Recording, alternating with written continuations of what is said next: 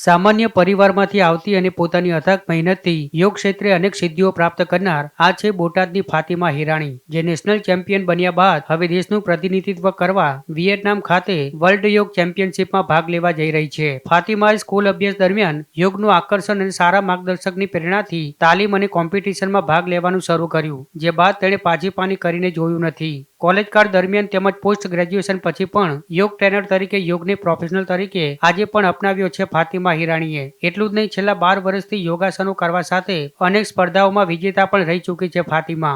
9 વાર national champion, 7 વાર international champion, 4 જેટલા નેશનલ એવોર્ડ પણ મેળવ્યા છે. આ સાથે 17 gold medal, 7 silver medal, 5 bronze medal અને 27 જેટલી યોગા ટ્રોફીઓ મેળવી યોગા ક્ષેત્રમાં સિદ્ધિઓ પ્રાપ્ત કરી બોટાદ સહિત રાજ્યનું ગૌરવ વધાર્યું છે. ત્યારે આગામી સમયમાં ફાતિમાને વિયેટનામમાં યોજાનાર સ્પર્ધામાં દુનિયાના અનેક દેશોના સ્પર્ધકો સાથે પરફોર્મન્સ આપવાની તેમજ યોગ ક્ષેત્રે દુનિયામાં ભારતનું નામ રોશન કરવાની તક મળી છે. ત્યારે દેશને ગોલ્ડ મેડલ અપાવીશ તેવો વિશ્વાસ ફાતિમા હિરાણી દ્વારા વ્યક્ત કરવામાં આવ્યો છે.